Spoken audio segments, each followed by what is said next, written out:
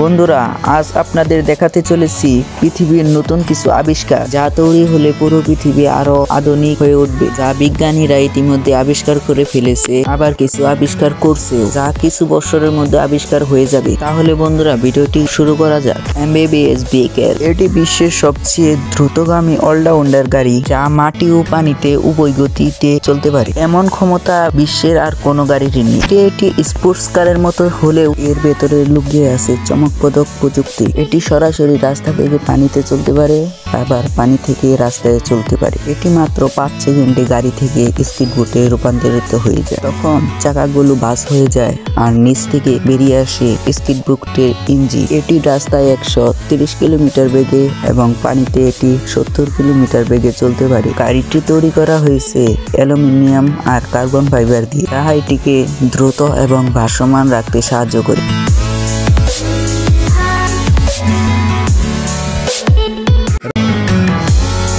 MBBS কার, এটাকে আপনি যদি প্রথম দেখেন তাহলে কিছু বুঝতেই পারবেন না। আপনি ভাববেন এটা স্কিটবোট নাকি গাড়ি। অবাক করার বিষয় হলো এটি স্কিটবোটও আবার গাড়িও। ভবিষ্যতের কথা ভেবে এই গাড়িটি তৈরি করা হয়েছে। এর নিচে একটি পাখা রয়েছে যা পানিতে চলার সময় কাজ করে। অনেকেই মনে করে এই গাড়িটির গতি মনে হয় একদম ধীর, কিন্তু বাস্তবে এটি ঘন্টায় 80 কিলোমিটার বেগে রাস্তায় চলতে পারে আর পানিতে ঘন্টায় 15 কিলোমিটার বেগে চলতে পারে। এই গাড়িটি 3 ঘন্টা পানিতে চালাতে পারবে। সাধারণ যে সকল গাড়ি আছে সেসব গাড়ির চাকা অনেক ছোট, কিন্তু এই গাড়িটির চাকা অনেক বড়, আর এই বড় চাকার জন্যই এই গাড়িটি পানিতে বেশি থাকতে পারে।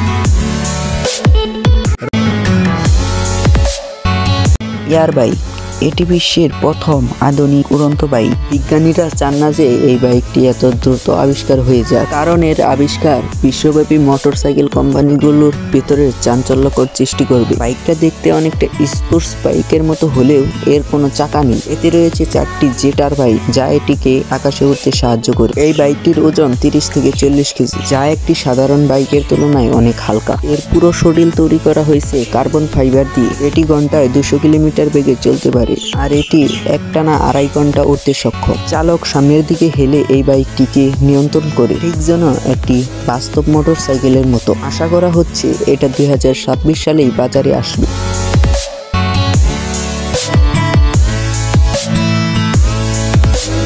যদি আপনি কখনো নেদারল্যান্ডে যান তাহলে অবাক হয়ে যাবেন, কারণ আপনি যদি চলতে চলতে হঠাৎ বাসে করে পানিতে নেমে যান তাহলে কেমন হবে। কারণ সেখানে এরকম আরো অনেক বাস আছে যেগুলো রাস্তা ও পানিতে উভয় জায়গায় চলতে পারে। রাস্তায় এটিকে দেখতে ঠিক বাসের মতোই, কিন্তু এটি যখন পানিতে নেমে চলতে শুরু করে তখন এটিকে একটি ফেরির মতো দেখা যায়। এতে একসাথে 50 থেকে 70 জন যাত্রী উঠতে পারে। এটি রাস্তায় ঘন্টায় 90 কিলোমিটার বেগে চলতে পারে আর পানিতে 15 কিলোমিটার বেগে চলতে পারে। ভবিষ্যতের কথা চিন্তা করে এই বাসকে তৈরি করা হয়েছে, যেখানে ট্রাফিক জ্যাম থাকলেও বাস খুব সহজেই নদীতে নেমে গন্তব্যস্থলে চলে যেতে পারে।